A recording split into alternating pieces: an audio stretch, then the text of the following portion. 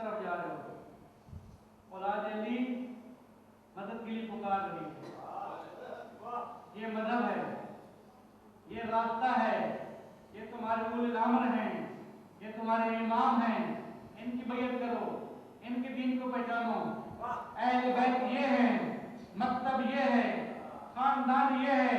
کون سا راستہ تم لوگوں نے اختیار کیا ہے؟ مسلمانوں کے اندر مکتب اہل بیت کی ترویج کے لیے عبداللہ شاہ پہلا مبلغ تشیع.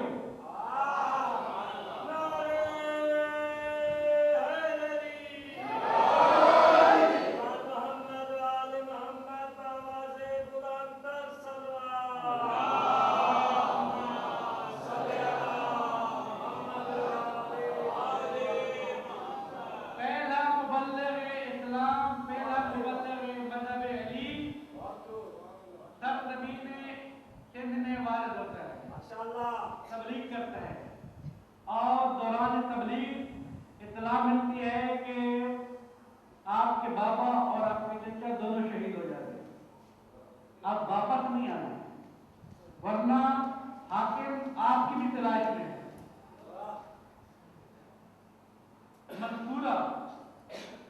منصورہ علاقہ جو ہے آپ کا سندھ کا، یہاں کا جو گورنر ہے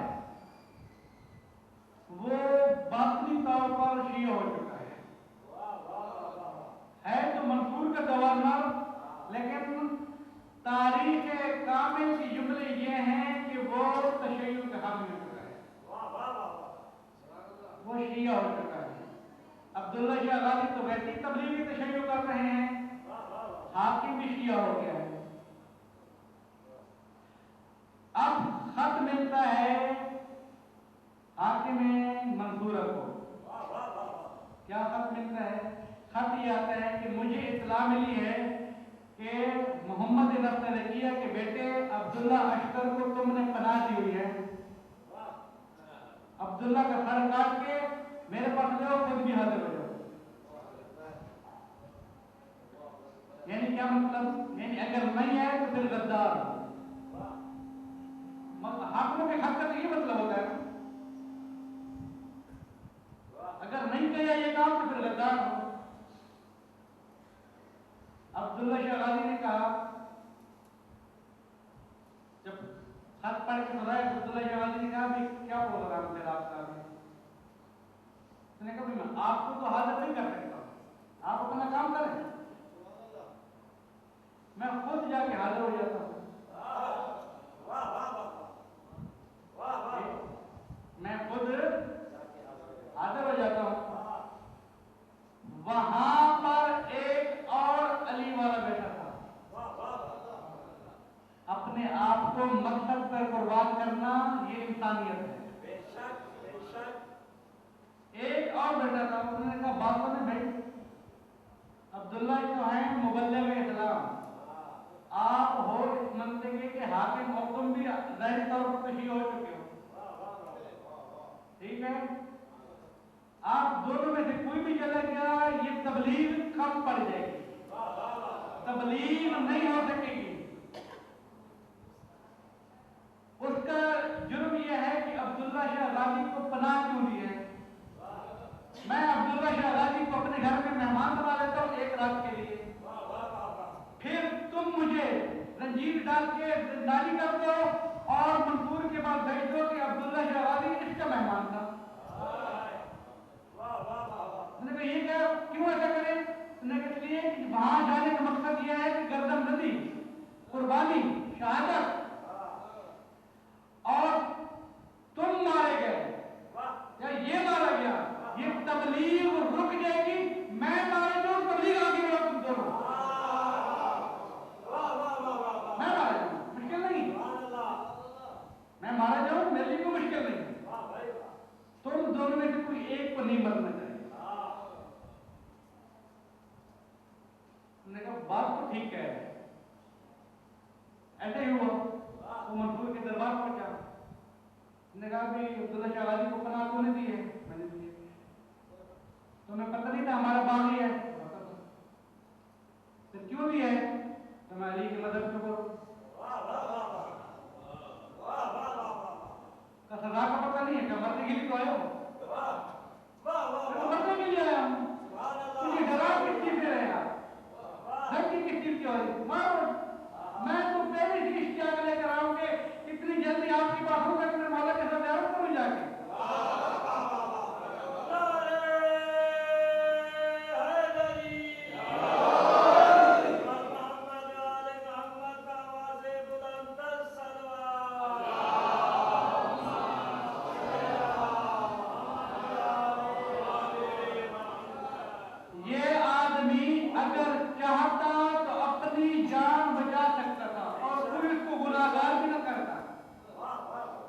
कोई कहता कि आपने जान कुर्बान क्यों नहीं किया? कोई नहीं। चाहता तो अपनी जान बचा सकता था। हर किसी को जान अजीज होती है कि मैं 2 दिन मजीद जिंदा रहूं, लेकिन दाव तलब, अपने आप को मौत के हवाले करना, इसे कहते हैं मकसद पर कुर्बानी देना। मकसद पर कुर्बानी देने वाले अफराद बहुत कम होते हैं। उन्हें अमर जो चीज चाहता है, इमाम वक्त जो चीज चाहता है अपने मुतीयों से, अपने शियों से, अपने मानने वालों से, वो फकत ये चीज चाहता है कि हमेशा मकसद पे कुर्बान रहना, कभी मकसद को अपने ऊपर कुर्बान नहीं कर देना। पैसे की कुर्बानी हो तो मकसद पे दे देना, जान की कुर्बानी हो तो मकसद पे दे देना, वक्त की कुर्बानी हो तो मकसद पे दे देना, किसी किस्म की कुर्बानी हो। आपकी कुर्बानी से अगर मेरा दीन बच सकता हो तो कुर्बान कर देना। ये नहीं कहना कि मैं पैसा बचाऊं या जान बचाऊं, फिर मेरे मुद्दे नहीं रहोगे।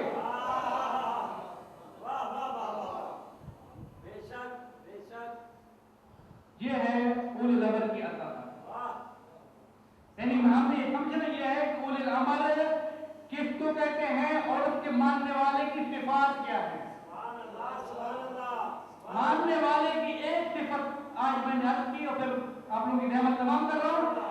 एक सिफत मानने वाले की ये है, अगर मान लिए कि मेरा उल अमर वो है, अगर मान लिए कि मेरे वक्त का इमाम ये है, और मान लिए कि मेरे वक्त के इमाम की तालीमात ये हैं, फिर पैसा भी कुर्बान करना है, वक्त भी कुर्बान करनी है, जान भी कुर्बान करनी है, औलाद भी कुर्बान करनी है।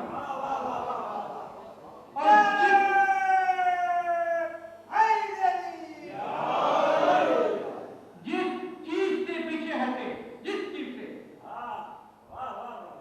और आपको पता हो कि मेरे इस पैसे खर्च करने से ये अदादारी बच सकती है, मेरे मजमे में शिरकत करने से जुलूस रोबदार बन सकता है। दुश्मन का काम है इसी तरीके से जुलूसों को कम करे, अदादारों को कम करे। अदादारों असल चीज ये है, हर वक्त हर जमाने के तकाजे जुदा जुदा होते हैं, हर वक्त हर जमाने के तकाजे जुदा जुदा होते हैं। इमाम अलैहिस्सलाम छठे लाले विलायत के बाद एक आदमी आता है और कहते हैं कि मौला मैं फलां साहब के दर्स में जाना चाहता हूँ, फलां साहब के दर्स में जाना चाहता हूँ। छठे लाले विलायत से फरमा रहे हैं, अर्ज कर रहे हैं, और क्यों जाना चाहता हूँ? मैं आपके मानने वालों इमाम में आपको मानता हूँ, उल अमर आपको मानता हूँ, उनके दर्स में जाना इसलिए चाहता हूँ देखो वो क्या कहता है। इजाजत है, इजाजत है? मौला ने कहा नहीं, मौला ने कहा नहीं। क्यों? इसलिए कि अगर आपने जाके शिरकत की तो वो समझेगा कि मेरी अफवाज बहुत बढ़ चुकी है, उनकी किसी तरीके से आप मदद कर रहे हैं, आप उनके सिर्फ सवाल सुनने जा रहे हैं कि क्या कहता है, लेकिन उनके ज़हन में आएगा हम इतने हो गए हैं, लिहाजा उनकी ताकत बढ़ जाएगी। अगर आप उनका साथ नहीं देते, एक मकतब अहले बैत की ताकत यह है कि जितने ज्यादा कर सकते हो इन अज़ादारियों के अंदर शिरकत करो। अज़ादारी इस तरीके से बका, जुलूसों को इस तरीके से बका, मजालिस की इस तरीके से बका।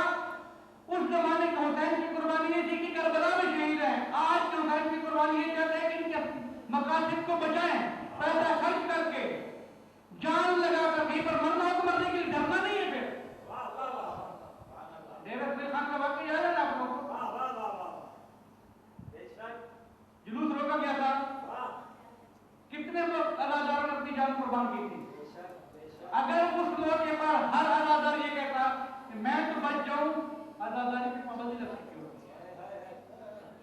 कहीं कुर्बानी देनी है जान की, उस करबला में कहीं पर यहां पर भी दे सकते हैं।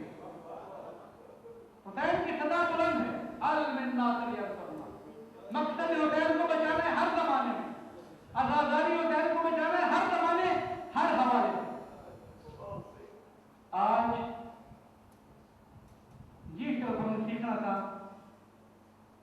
حسین کے پیروکار کی ایک ذمہ داری یہ ہے کہ کسی وقت بھی یہ نہ سوچے کہ اس میں میرا فائدہ کتنا ہے، ہر وقت یہ سوچتا رہے کہ میری اس کام سے دین کو کتنا فائدہ پہنچ سکتا ہے۔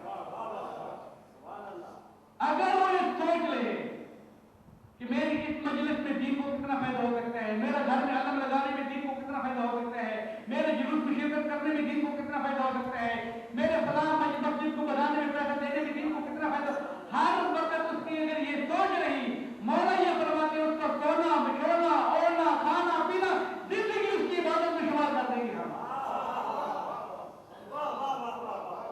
تو زندگی عبادت شمار ہو جائے گی۔ انما الاعمال بالنیات، اعمال کا دار و مدار نیت سے ہے، کثرت سے نہیں ہے، زیادتی کے اوپر نہیں ہے کہ میں نے زیادہ کام کیا ہے، زیادتی کے اوپر نہیں ہے، نیت کے اوپر، نیت کس کی خالص ہے۔ آپ لوگ جاتے ہیں ریاستوں کے اوپر، شام بھی گئے ہیں، ایران بھی گئے ہیں، اکثر نیشاپور جاتے ہوں گے، تہران ایران کا ایک شہر ہے نیشاپور، نیشاپور کے اندر ایک زیارت ہے، ایک خاتون کی زیارت ہے، خاتون کی، اس کا نام ہے بی بی شفیقہ۔ عموماً بہت افسوس ہوتا ہے، عموماً اکثر کاروان والے نہیں لے جاتے ہیں کیونکہ وہاں پر تھوڑے پیسے زیادہ خرچ ہو جاتے ہیں، یہاں بھی گئے لاکھوں روپے رہن کے خرچ ہو گئے، ہزاروں روپے رہن کے خرچ ہو گئے، لیکن کیونکہ ادھر بس کو ادھر موڑا گیا تو میرے 10 روپے خرچ ہو جائیں گے، یہ کسی طریقے سے 10 روپے بچانے ہیں، یہ بہت مشکل مرحلہ ہے، بہت مشکل مرحلہ ہے۔ بی بی شفیقہ کی زیارت ہے، یہ بی بی شفیقہ ہے کون؟ یہ ایک مومنہ مئی ہے، شیعہ ہے، امام کو ماننے والی ہے، نیشاپور کے شیعہ بہت امیر ہیں، بہت زیادہ ہیں، نیشاپور کے شیعہ امام علیہ السلام کی خدمت میں حاضر ہونے کے لیے نیشاپور سے روانہ ہوتے ہیں، کسی کے پاس 80,000 دینار ہے، کسی کے پاس 60,000 دینار ہے، کسی کے پاس 40,000 دینار ہے، کسی کے پاس 20,000 دینار ہے، کسی کے پاس کیا ہدیے جتنی بھی ہیں ان کے پاس خود کا مال، ہدیوں کا مال سارا امام کی خدمت میں جا رہا ہے۔ ساتھ میں لالے ولایت باب الحوال امام متکلم علیہ السلام کا زمانہ ہے،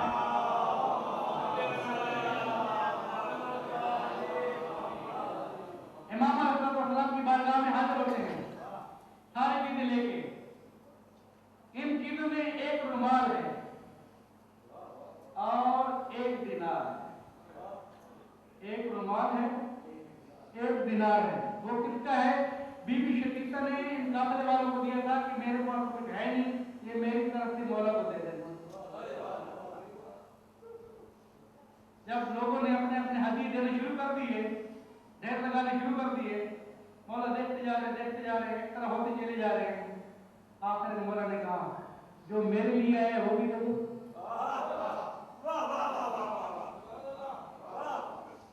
جو میرے لیے آیا ہے وہ بھی دے دو، مولا یہ سب آپ کا ہے، مولا یہ سب آپ کا ہے، مولا نے کہا ٹھیک ہے لیکن جو میرا ہے مجھے وہ دے دو۔